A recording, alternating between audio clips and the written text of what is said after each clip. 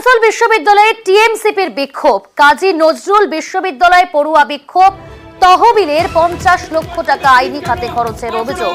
দীপক রয়েছে সরাসরি। দীপক, জানার চেষ্টা করব টিএমসিপির ঠিক কি অভিযোগ, কি কারণে এই বিক্ষোভ? দেখো, একেবারে আইনি লড়াই করার জন্য প্রায় বিশ্ববিদ্যালয় তহবিল থেকে 50 লক্ষ টাকা খরচ হয়েছে।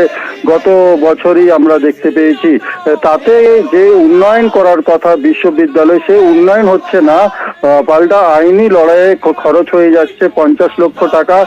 এবং যে পড়ুয়ারা যে অ্যাডমিশন নেওয়ার সময় যে টাকা জমা দেয়, সেই টাকায় কি বিশ্ববিদ্যালয়ের উন্নয়ন, বিভিন্ন ধরনের উন্নয়ন করার কথা থাকলেও সেটা আইনি লড়াইয়ে এসে চলে যাচ্ছে সেই টাকা।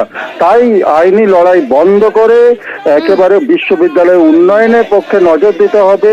উপাচার্যকে এই দাবিতেই আজ আন্দোলন শুরু করে এবং বিশ্ববিদ্যালয়ের উপাচার্য যেই অফিসে, যেই দপ্তরে বসেন, তিনি তার সামনে কি যে দরজা থাকে, সেই দরজায় তালা ঝুলিয়ে হয়েছে উপাচার্যের ঘরে, নাকি এখনো তালা ঝুলিয়ে রাখা হয়েছে? এখনো তালা ঝুলিয়ে বিক্ষোভ চলছে বিশ্ববিদ্যালয়ে। তাদের দাবি, উপাচার্য আজ বিশ্ববিদ্যালয়ে এলে তাকে তার দপ্তরে ঢুকতে দেওয়া হবে না। বিশ্ববিদ্যালয়ে যে খরচ করা হয়েছে 50 লক্ষ টাকা তহবিল থেকে আইনি লড়াইয়ে, সেই টাকা ফিরিয়ে আনতে হবে এবং বিশ্ববিদ্যালয়ের উন্নয়ন করতে হবে। এই দাবিতে আজ এখনো বিক্ষোভ চালিয়ে যাচ্ছে টিএমসিপি ছাত্ররা।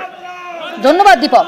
আসানসোলের বিশ্ববিদ্যালয় টিএমসিপির বিক্ষোভ, কাজী নজরুল বিশ্ববিদ্যালয় পড়ুয়াদের বিক্ষোভ, তহবিলের 50 লক্ষ টাকা আইনি খাতে খরচের অভিযোগ, উপাচার্যের অফিসে তালা তৃণমূল ছাত্র পরিষদের।